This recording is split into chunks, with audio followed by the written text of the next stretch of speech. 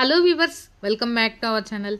మీరు flat, plot are villa కొనడానికి plan చేస్తున్నారా? బిల్డర్ చెప్పిన మాటలు నిజమేనా? ప్రాజెక్ట్ టైంలో కంప్లీట్ అవుతుందా? ఈ డౌట్స్ అన్నిటికీ ఆన్సర్ ఒకటే, రేరా యాక్ట్. ఈ వీడియోలో రేరా గైడ్ లైన్స్ ని సింపుల్ గా ఎక్స్ప్లెయిన్ చేస్తాను.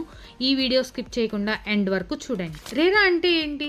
రేరా అంటే real estate regulation and development act 2016. Earlier days లో builders delays, false promises, hidden charges చాలా కామన్ గా ఉండేవి. బయర్స్ సఫర్ అయ్యేవాళ్ళు.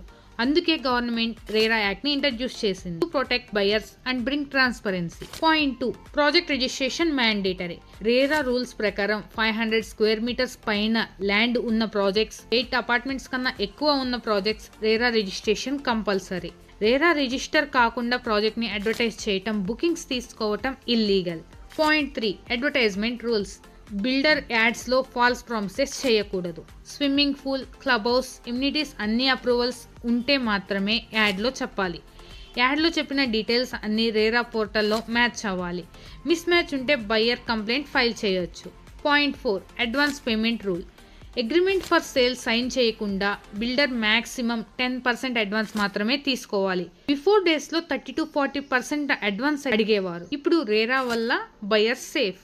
పాయింట్ 5, బయర్స్ నుంచి కలెక్ట్ చేసిన మనీలో 70% సపరేట్ ఎస్క్రో అకౌంట్ లో డిపాజిట్ చేయాలి. ఈ money only construction, land cost కోసమే యూజ్ చేయాలి.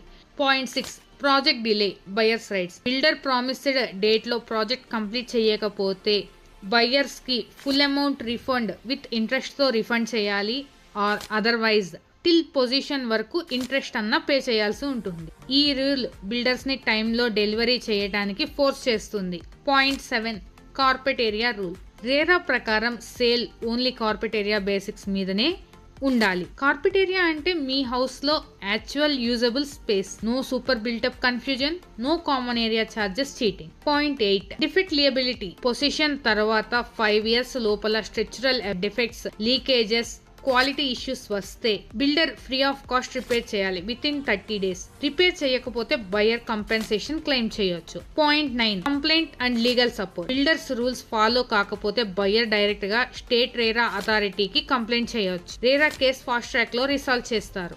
Point 10, builder responsibilities. Approved plans follow అవ్వాలి, టైమ్ లైన్ స్ట్రిక్ట్ గా ఫాలో అవ్వాలి, రెగ్యులర్ ప్రాజెక్ట్ అప్డేట్స్ అప్లోడ్ చేయాలి, బయర్స్ మనీ మిస్యూజ్ చేయవద్దు. చూసారు కదండి వీడియో. ఈ వీడియో మీకు యూస్ఫుల్ అనుకుంటే మా ఛానల్ని లైక్ చేయండి, షేర్ చేయండి మరియు సబ్స్క్రైబ్ చేయండి. ఇలాంటి మరిన్ని వీడియోస్ కోసం మా ఛానల్ని ఫాలో చేయండి.